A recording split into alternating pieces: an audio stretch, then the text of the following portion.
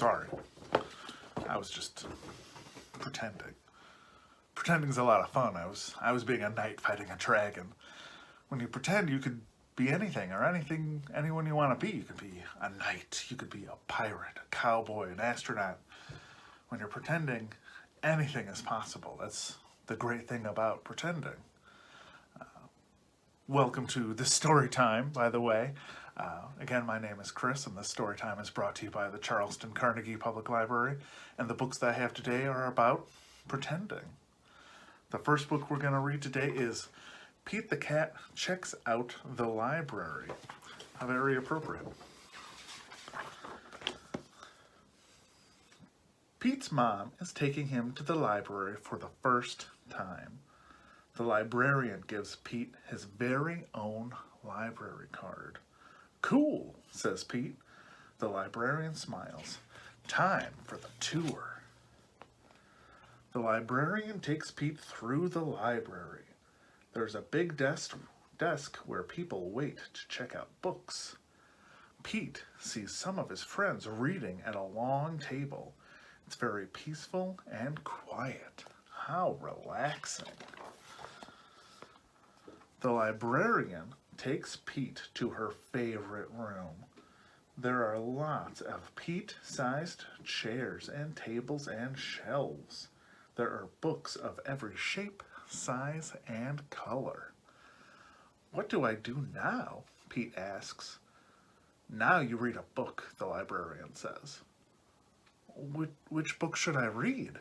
asks Pete. "You can read any book you like," says the librarian. Pete looks around. There are so many books. Pete picks up a book all about airplanes and jets.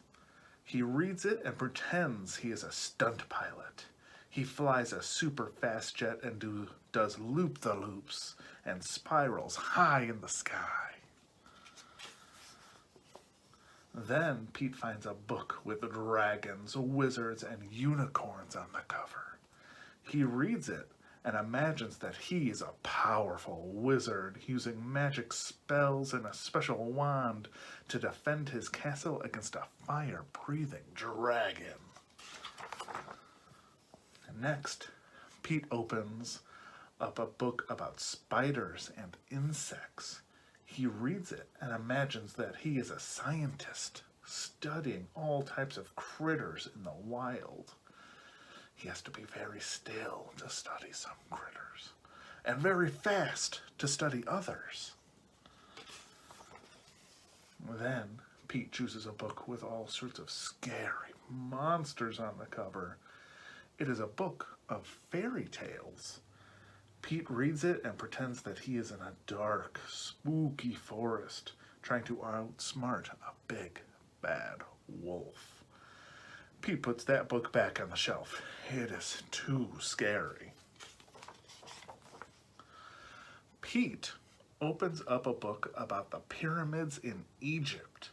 He reads it and pretends that he is an explorer riding a camel across the desert and climbing to the top of a giant pyramid. Next, Pete picks a book with all sorts of robots on the cover. He reads it and imagines that he is a robot at a robot dance party.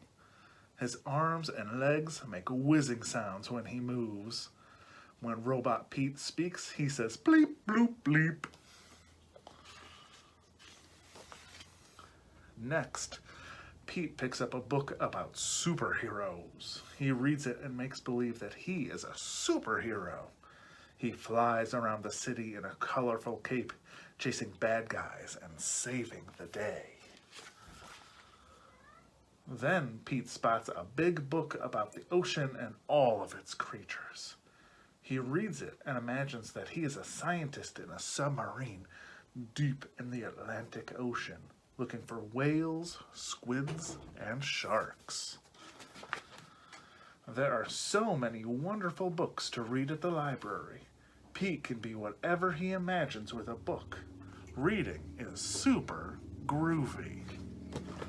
That's what books can do. Books can help us imagine what we want to be, what we can do. Books can take us to all sorts of magical places.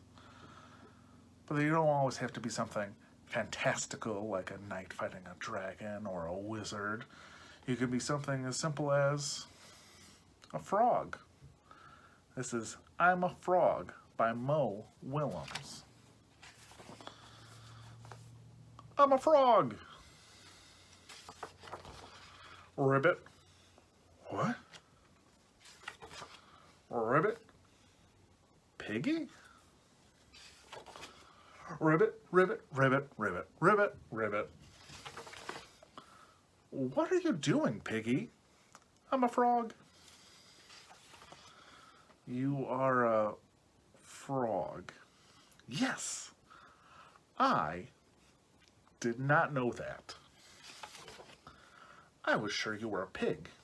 You look like a pig, and your name is Piggy. I was a pig. Now I'm a frog. Ribbit. You learn something new every day. When did you become a frog? About 5 minutes ago. 5 minutes ago? 5 minutes ago, she was a pig. Now she's a frog. Ribbit, what if I become a frog? Hopping all day, eating flies. Oh. Ribbit. I do not want to be a frog. It is okay, Gerald. It is pretend. It is the end? No, Gerald. Pretend. I am pretending.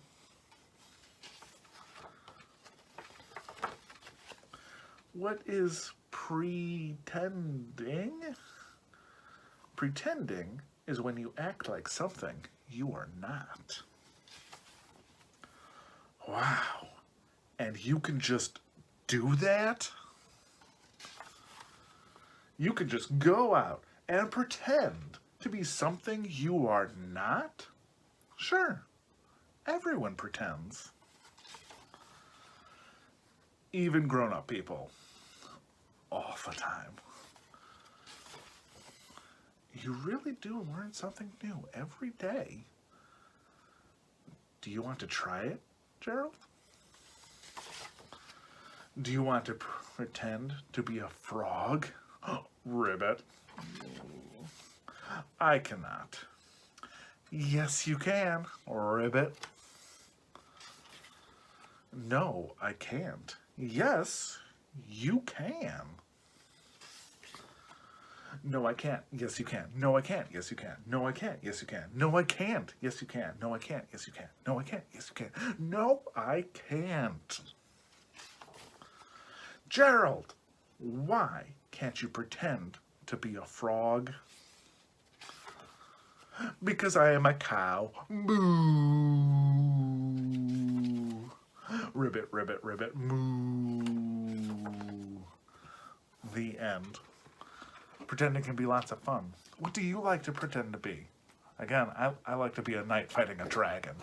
But it could be a frog, could be a cow, could be anything that you want. That's the fun of what pretending can be. And pretending in our imagination can help us in all sorts of ways. It can help us pass the time.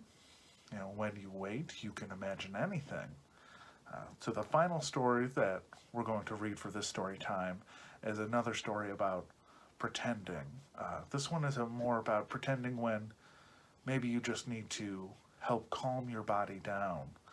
It can be hard to deal with all the emotions that we deal with throughout the day, and pretending can be a good way to help us calm ourselves down and think about what we want to do, what we want to say. So the last book we're going to read for this story time is Where the Wild Things Are by Maurice Sendak.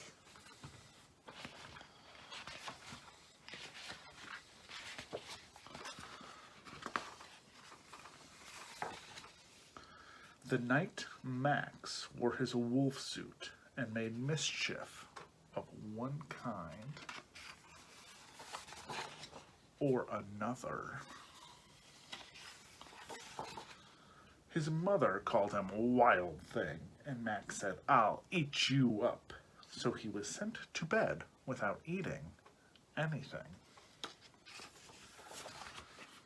That very night, in Max's room, a forest grew. And grew. And grew until his ceiling hung with vines, and the walls became the world all around. And an ocean tumbled by with a private boat for Max, and he sailed off through night and day, and in and out of weeks, and almost over a year, to where the wild things are. And when he came to the place where the wild things are, they roared their terrible roars, and they gnashed their terrible teeth, and they rolled their terrible eyes, and they showed their terrible claws. Till Max said, "Be still," and tamed them with the magic trick of staring into all their yellow eyes without blinking once, and they were frightened and called him the most wild thing of all,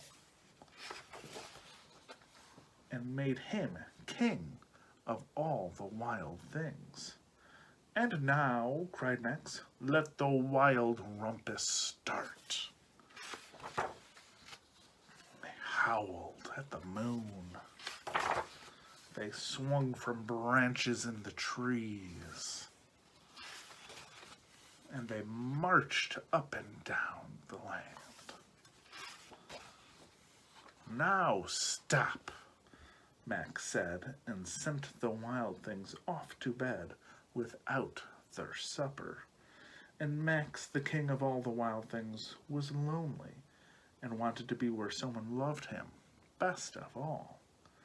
Then all around from far away across the world he smelled good things to eat, so he gave up being king of where the wild things are. But the wild things cried, "Oh, please don't go. We'll eat you up. We love you so." And Max said, "No." The wild things roared their terrible roars, and gnashed their terrible teeth, and rolled their terrible eyes, and showed their terrible claws. But Max stepped into his private boat and waved goodbye, and sailed back over a year, and in and out of weeks, and through a day, and into the night of his very own room, where he found his supper waiting for him. And it was still hot. The end. Pretending can do a lot of amazing things, and something that we're all capable of doing. I hope you enjoyed this story time. I hope you'll join us for our next one. And until next time, keep pretending, and I have a dragon to deal with.